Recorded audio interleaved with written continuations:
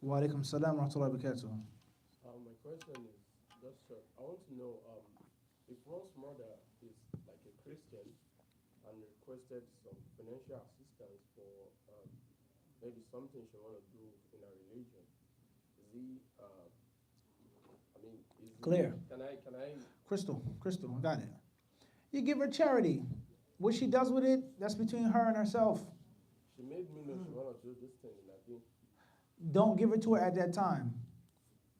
Give it to her before or after. Tell her, I'm waiting on some money, mother. I need to do this for the church. I'm a little messed up right now. Next week I got you. Function's done. Okay? Use hikmah, outflank her, sidestep her. I have a church banquet we're doing, talking about the Trinity. Can you, son, I need, a couple hundred. I'm a little messed up right now. But I got you, what?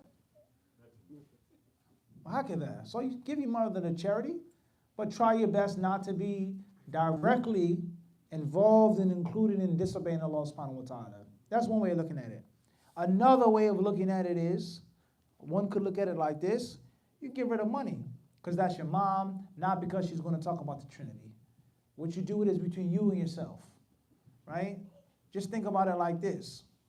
Just think if this was an Islamic state. If the Sharia was the constitution here, the bylaws, all right? Bill of Rights, etc., it was based off of Quran and Sunnah. If the flag that was slapping in the wind said, La ilaha illallah Muhammad Rasulullah on it, are Jews and Christians allowed to live with the Muslims, under the protection of the Muslims? Their rights are sacred. They can't be violated. They can't be molested and bothered. They're going to have places of what? Worship. So therefore, the concept of the Islamic leader, they pay the jizya. They are entitled to protection. They're entitled to rights. They're citizens. The church needs to be fixed, the roads, whatever the case may be. The Muslim leader has to deal with that. He's not supporting the Christianity or the kufr, but they're citizens. So we're going to say, well, I'm not going to get the road fixed leading to your church? And it's known that they're riding and driving to the church. The road needs to be fixed. There's plumbing. There's electricity. There's security. The Muslim police are not going to take a call. Well, how can that? You get what I'm trying to say? Wallahu ta'ala alam. Question says, when praying behind an imam who's a traveler, should the resident Muslim make a full tashahhud at the end of the first two rak'ah? No. You make the tashahhud like your normal tashahhud. You make your normal second rak'ah tashahhud of Isha, and if the imam is sitting longer, you sit there and you make tasbih. You just say subhanallah. Don't sit there idly. The normal tashahhud is, let's say, for example, a minute, let's say 2 minutes, and imam traveling, he's in his last tashahhud, so it's going to be 4 minutes or 5 minutes. He's making dua. You've done your normal tashahhud for the second rak'ah. You sit there and you make tasbih if you like, if you remain silent. And then when you finish your fourth rak'ah, that's when you make your full tashahhud. There's a difference between following an imam and the outward actions versus the things that you say to yourself silently. Coming into prayer late, it's his third rak'ah, but it's your second, or vice versa, whatever the case may be. I'm not reciting another surah, even though he is. Well, how can that? But you have to follow the imam what? Outwardly. If he's sitting, you have to sit. If he's well, how can that? Wallahu a'lam. Next question says, if one is trying to build their credit, can they get a credit card and use the credit card for something, shopping such as gas or groceries, and immediately pay the money back into the credit card? This is just temporarily until one's credit gets better. As we said before, with regards to credit and credit cards, it's something which is oftentimes unavoidable. No matter how much of a fantasy world we want to live in, right? The game, the musical chairs that we want to play. But the real life, the real world, we all know is that oftentimes it's extremely difficult to avoid certain things. And not just in America. Brother, he came to me yesterday, an older brother from Palestine, at my masjid. He asked me about buying a house on a mortgage. Is it permissible? Some scholars say it is. Some ulama say it is. Some ulama say it's not, etc., etc. What can you tell me? So I started explaining some details. He said, I don't want the details. He said, I want you. I'll trust what you say. Tell me. Halal or haram, right? And then he said, because I know, here in America, I said, well, it's not just here in America. Overseas, in the lands of the Muslims, is what? Central bank is where? What? Except for a few countries. Few places where the central bank isn't. But most of the countries in the world, there's what? And if it's a central bank, then it's a system. All right? Unfortunately. So we can act like it doesn't exist, act like, oh, astaghfirullah, how could you say this? The people, they can play that game as much as they want. They can act like it doesn't exist. But we both know the village that you're living in this country that you've made hijrah to, is a part of a country, and in that country, the system is the what? All right? So at the end of the day. So al-muhim, as I've said before and I'll say again, a Muslim should avoid a credit card. A Muslim should try his best to stay away from a credit card, using it, accepting it, and benefiting from it. If it's a necessity, and I still stand by this, if it is a necessity, if it's a need, in which is pressing and burdensome upon the Muslim to have some involvement with credit and credit card, then we all know what the Quran and Sunnah tells us about needs and necessities. Sheikh Fulan, Imam Fulan, this and that, Scholar Fulan, it's a Quran and Sunnah. Kitab and Sunnah. We know what Allah tells us and what the Prophet ﷺ tells us about both. Listen carefully. Al-darura shay wal-haja shay. Al-farq baynahuma. There's necessity, there's compulsion, and then there isn't a necessity, but there's haja. There's a need. All right? So Quran and Sunnah, we know what Quran and Sunnah tells us about doing unlawful things at the time of what? Those two. That's one thing. Many scholars, they say, is that a Muslim can't use a credit card, period. Even if he or she has the intention of paying it back on time and avoiding the costs and avoiding the interest, etc. And that's because you're agreeing to pay riba. If and when you're late, if and when you don't make the payments on time, you are making a contractual agreement to pay riba. And the Prophet ﷺ clearly, لَعَنَ أَكِلَ الرِّبَا وَمُوكِلَهُ وَكَاتِبَهُ وَشَاهِدَيْهِ وَقَالَهُمْ سَوَاء. The authentic hadith says, cursed is he who eats riba. Cursed is he who gives it for others to eat. Cursed is he who writes it down, the scribe. And cursed are the two witnesses for the riba. And he said, وَهُمْ سَوَاء. They're all equal. So therefore, many scholars, they say, is that the credit card is haram, period. Even if you're not paying the riba because you're doing what? You're agreeing to it. That and you're bound by that what? Terms and agreements, the conditions before you do anything. Before you install this app, before this app will update, you gotta what? We have your signature, sir. You agreed that you're gonna pay such and such, APR, etc., etc., etc. So you're bound by that. So they say that that's haram. All right, what are the solutions?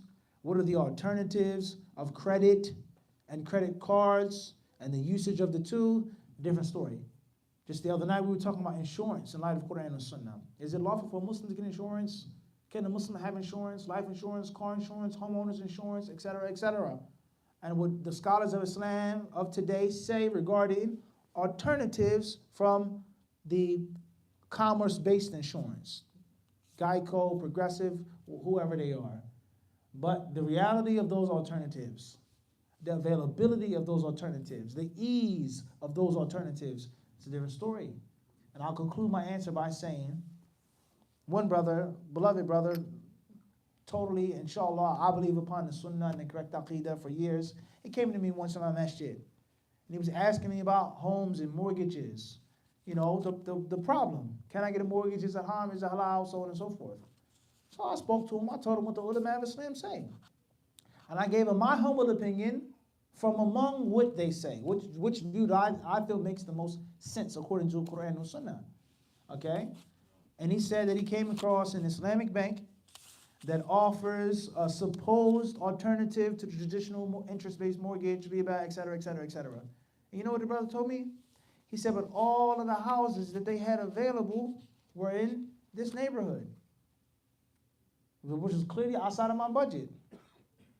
And the houses that I could afford to pay cash on were in the worst of neighborhoods, where I don't want my son and daughter. Crack vials, gunshots, used condoms, whiskey bottles on the ground. You get the point. So practicality is a thing. Theory, fantasy land, musical chairs is what? That's a different thing. You understand the point? Wallahu ta'ala alam. Next question says, can you recommend only Islamic mortgage company? Similar. Al-Muhim, there are several different sites that you can go on. Me personally, something I thought and felt was very beneficial was on amja.com, with regards to the Council of Jurists in North America. And they had an article about this debate on mortgages, all right, and what is and what isn't lawful for mortgages, et cetera, et cetera. Ashahid, the moral of the story is they had mentioned and they had listed the sites, the Islamic banks that they thought them, and I said me, they thought and felt were Islamically compliant. And they also mentioned different organizations and financial institutions that weren't 100% clean, but they were 75%. And they were giving them advice to sweep up the rest of their policies. And it's very important for us to understand is that the financial system that we live in today is much more than just riba. Of course, riba is from the greatest of sins. The Prophet ﷺ says, "Ijtanibu sab'a al-mubiqat," avoid the 7 destructive sins. And from them is aklu riba. فَأْذَنُوا بِحَرْبٍ مِّنَ اللَّهِ وَرَسُولِهِ. Those who eat riba look forward to warfare from Allah and His Apostle. We know that it's a severe crime, a grave crime. But there are other impermissible elements included in houses, cars, boats, and businesses. It's not just riba. There are several other things which are muharram. People selling things they don't own, profiteering, monopolizing. The product is haram, etc., etc. So riba isn't the only what? There's not. There's a black eye, a missing tooth, a busted lip, a broken nose, fractured cheekbone is important, and you have to understand it as such. Just because a company doesn't deal with riba doesn't mean that it's Islamically what? Compliant. It doesn't mean that it's Sharia compliant because it has no riba. And that is something that you'll find, I'm not saying all, but many of these Islamic banks, you find they clearly pride themselves with avoiding riba, but there's 10 other munkarat involved in their contracts and in their policies.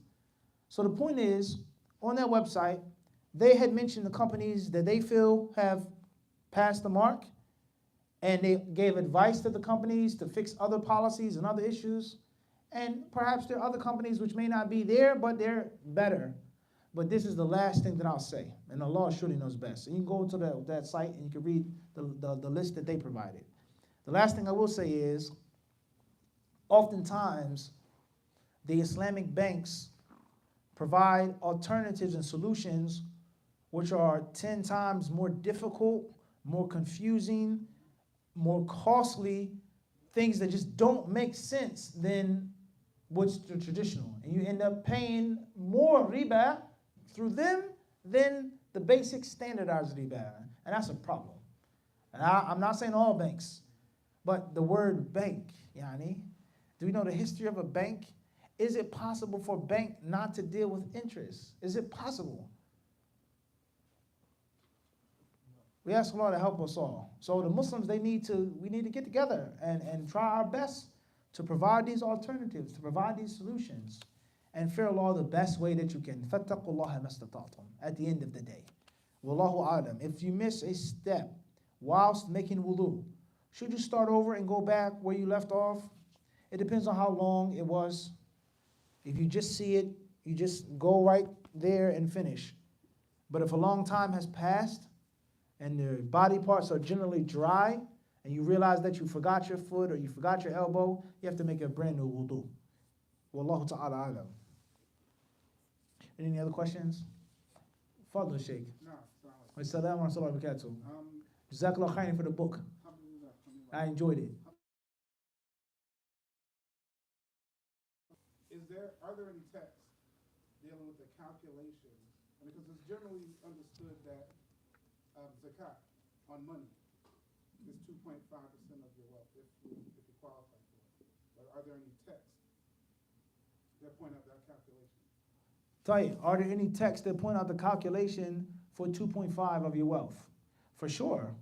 There are several authentic ahadith in which the term itself is mentioned, rubu'ul ushr. Rubu'ul ushr in Arabic means a fourth of a tenth, which is 2.5. But Sheikh, we can't forget that zakat 2.5, that's only on one type of wealth, the savings, agriculture, women's jewelry, livestock, etc., the different things over which the ulama discuss, whether you do or don't have to pay zakat on them, that may be what? Aywa. But the money that you have saved up in the sneaker box or the shoe box, shake, under the refrigerator, or Allah for the counter where you keep the dough, shake. Come on, beloved, keep it real.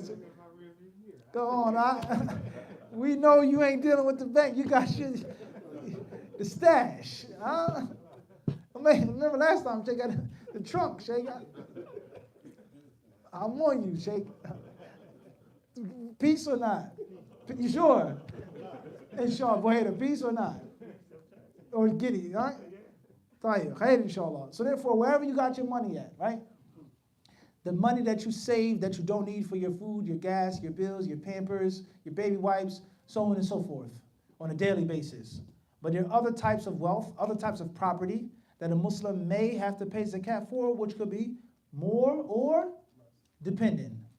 But in general, yes, I would advise you, inshallah ta'ala, to read, inshallah ta'ala, Bulugh al-Maram, chapter of zakat. Summarize Sahih Bukhari, chapter of zakat. Summarize Sahih Muslim, chapter of zakat. Mishkat Masabih, the books of Sunnah and Hadith that are topically arranged.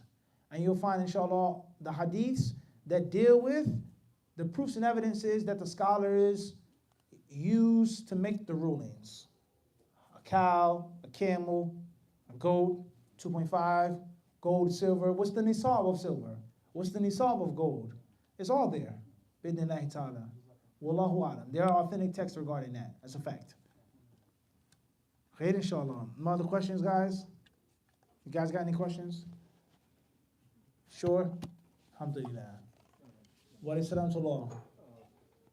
Let's talk about political husband and leadership. You talk about the young brothers, say like high school, just coming out of high school, the importance and how does political husband link up with leadership, being in different atmospheres, whether it's being in college, whether it's being in high school, whether it's just being on the corner with your guys. Clear. Human nature. You're going to be like those whom you're around, one way or another. Somebody's going to have an effect on someone. That's a fact. No matter how clean you try to be, if you're around a bunch of greasy mechanics, somehow, some way, you're around them all the time, a thumb, a boot, something is going to be on your white t-shirt. That's a fact. As far as you just go to the shop real quick, you drop your car off, no problem. But the mechanic, that's my man. We sit, we drink coffee, we rap, we bust it up, we talk about the game, blah, blah, blah, blah, blah. Oh, check this out, I got this in my car, boom, boom, boom, boom, boom. Somehow, some way, some of that car grease is gonna what? Smear or smudge you one way or another. A little what? Or a lot. And that's for the person who's being cautious. He's keeping his distance. We know a real mechanic is always greasy. I don't want no one under my hood that's not greasy. That's a fact. Right? You want a mechanic that's always got grease on him because he's a master at his craft. He eats with the grease, huh? He washes his hands, Jumu'ah, he still has somewhere, somehow, what? The nameplate, the boots, the scully that he's wearing in the shop is some type of car grease on him. That's a fact. That's a fact. So the person who's trying to avoid being smeared and smudged, he could get touched by accident, let alone a person who's just talking, rapping, and careless. So just let that sizzle in your brain. It's no way that you're going to hang out with these people and them not having some effect on you. And if you believe or you think that, then you're lying to yourself. And that's because human nature is infectious. Whether you call it energy, whatever you want to, word or term that you want to use. You hang out with people that are really tough, you're going to start thinking and feeling that you want, even though you're not tough. Or vice versa. You hang around cowards all day. That cowardice is going to have an effect on you. Or the cowardice could push you to be more brave. One way or another, it's going to be some pushing and pulling. That's the point I'm trying to get to.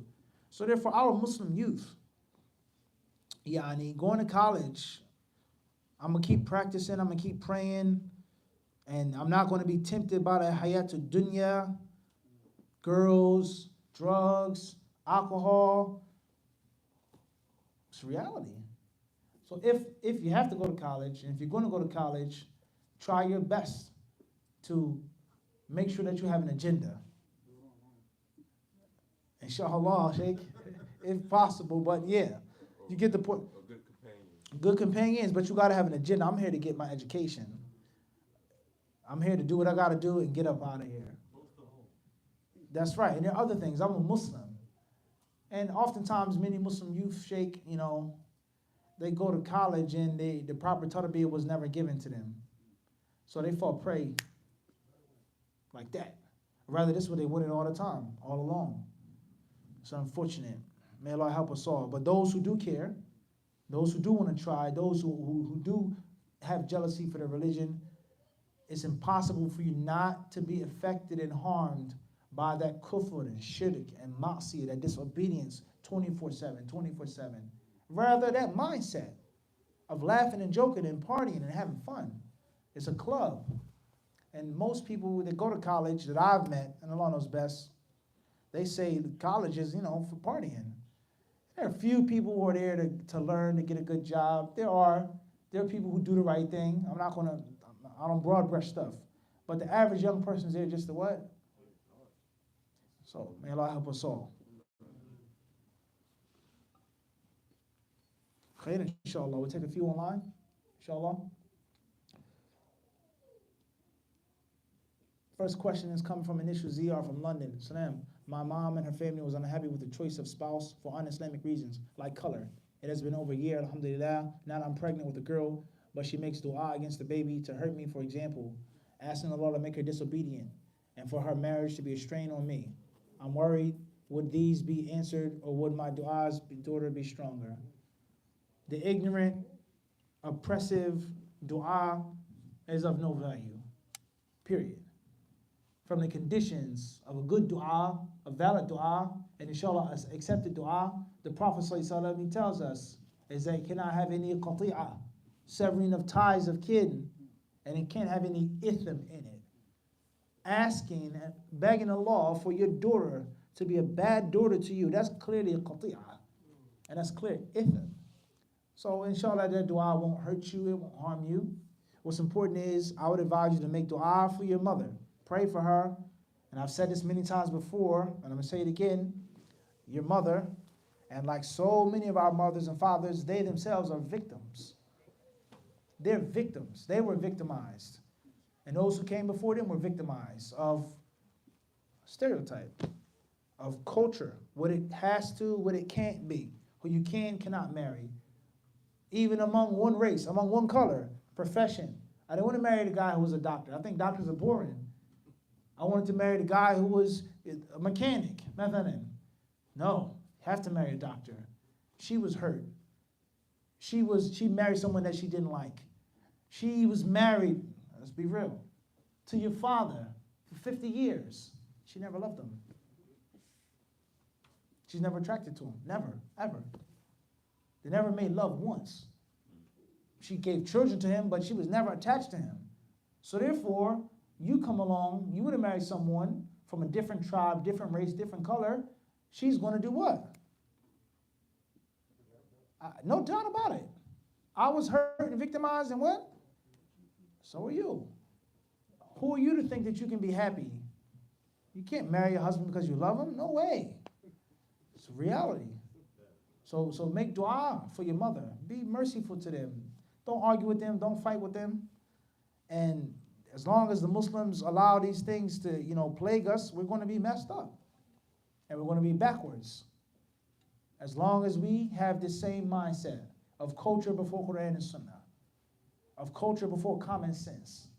And I've said this many times before, and I'll say again, one of the big problems that we have as Muslims, especially among Muslims who migrated to Western countries, is that there's no way they can win the race. And that's because, rather, they can't even keep up in the race. They can't even be second or third place. And that's because, number one, they're not following Quran and Sunnah. And number two, they're not following common sense. And number three, they're not following the values and the trends of the country to which they migrated. And that made them their fortunes. To judge someone just based off of their color is clearly not what? Quran and Sunnah. That's clear.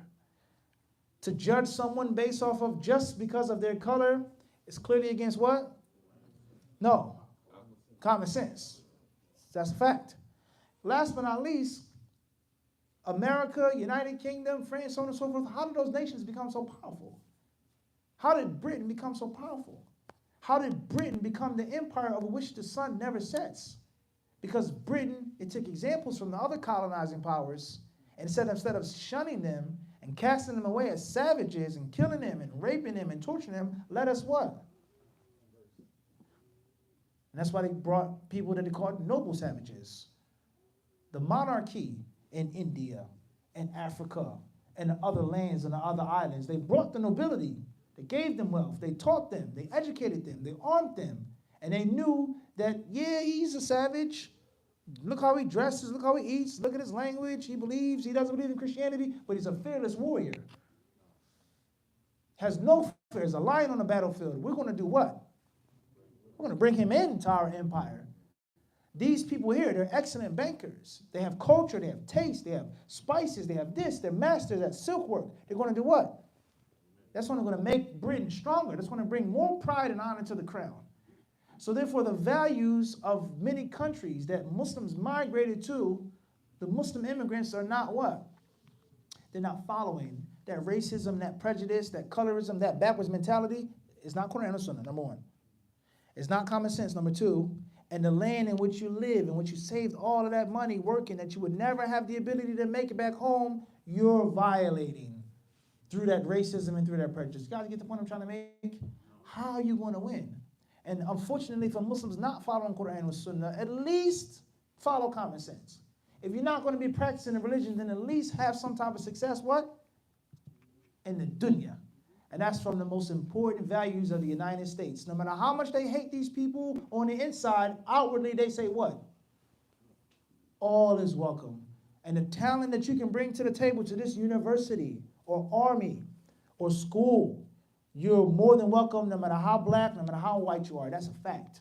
But the Muslims, unfortunately, except for those whom Allah has mercy upon, they can't even do that. So you get the point? It's utter loss. There's how many Muslims do you know, people, whether they're Muslims or they used to be Muslims, they may not even pray, unfortunately. They may not even practice the religion, but when it comes to the worldly things, they're what? They're up to par. They know that old tribal stuff from 600, 700 years ago, la. This is UK.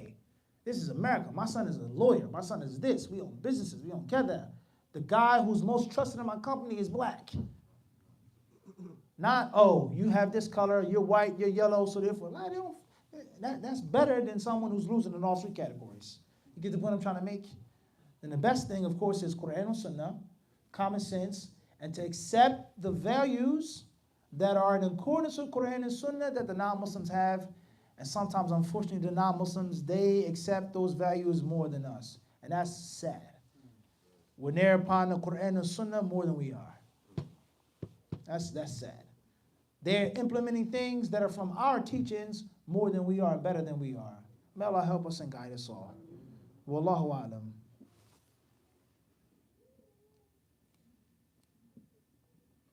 Next question is coming from K.A., Queens, New York. I broke off things with a girl that I was talking to. Is it bad that I don't feel anything?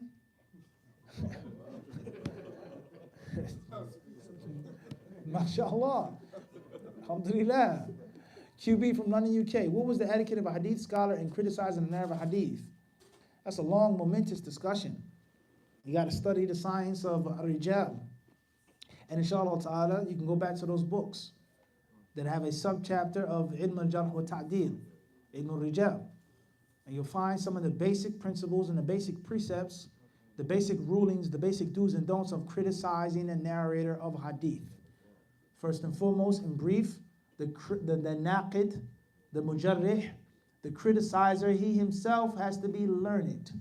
Rather, he has to be a master, not a basic. He has to be top notch. Number two, he has to be someone who isn't a fanatic. He cannot be a bigot. He cannot be a person who's a sectarian. He cannot be a person who clings to this group blindly and attacks this group blindly. When he speaks good or bad of a narrator, it has to be based off of the narrator. Not he's ugly, he's this, he's that, but he's made mistakes in hadith. Or I don't like the way he looks, but when it comes to hadith, what? He's sharp as a thumbtack. He has to be a professional.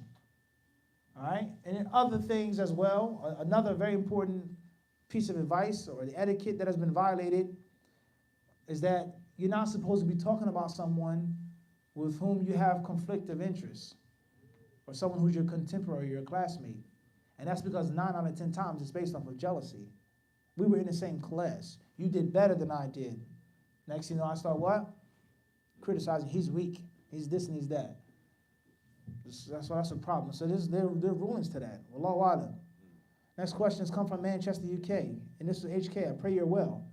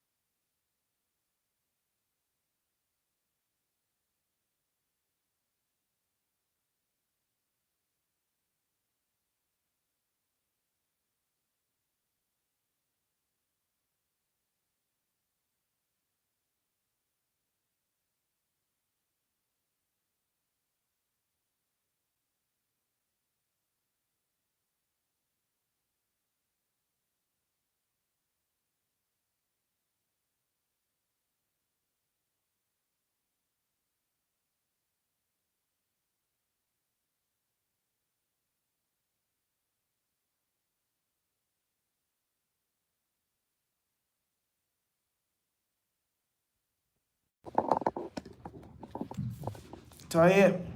Khair, inshallah. All right, we'll take a few more questions before we stop. You got some people on your back for the card. It says shoebox in under the mattress. We know that's basic though.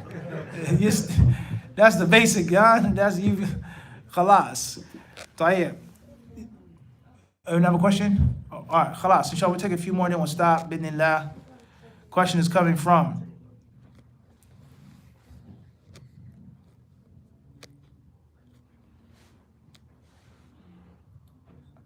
AM from Schenectady, New York. Should a sister let her brother know if she's interested in him or not? It depends. It's not haram, nor is it looked down upon. In the time of the Prophet ﷺ, there were women who went to the Prophet and told him that they were interested in him. The Prophet either say yes or no. It's not dishonorable. ZH from Chicago, Illinois. Assalamu alaikum. What is your opinion on critical race theory? Wa alaikum salam wa rahmatullahi ta'ala wa barakatuh. Read. Study. Take the good and discard that which is bad. Whatever theory or study it may be. And Allah surely knows best. KN from Malaysia. Question from Malaysia. Jazakallah khairan. HK Manchester, UK. Is it characteristic of a munafiq, one who hangs around during the good times and disappears during the times of need? If a person has people around them like that, what's your advice? In general, yes. The Quran clearly mentions is that if the Muslims are afflicted with defeat, they're happy. And if the Muslims are successful on the battlefield, he says, oh, whoa, if I was with them, فَأَفُوزَ فَوْزًا عَظِيمًا, and I would have succeeded. I would have taken some pieces of gold, some prisoners, some sheep and camel. So that's being flimsy and flaky. That's no doubt about that. That goes in perfect line with nifaq. And a believer is supposed to be there through thick and through thin. And Allah knows best. SR Chicago, can we ask fit questions concerning intimacy compatibility from potential serious spouse? In general, yes. As long as you have the proper intention, and as long as, inshallah ta'ala, you don't, cross the line. But sometimes you have to ask certain questions. You're trying to get married. You don't want to get a divorce. You want to be happy with this person. You intend on being with this person. So there's certain things that you have to know.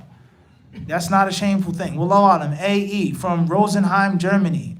After urinating, if I check my private parts, I always see some liquid from the outside. It also takes me long to answer to call of nature because I feel like it does not empty. Beware of waswas.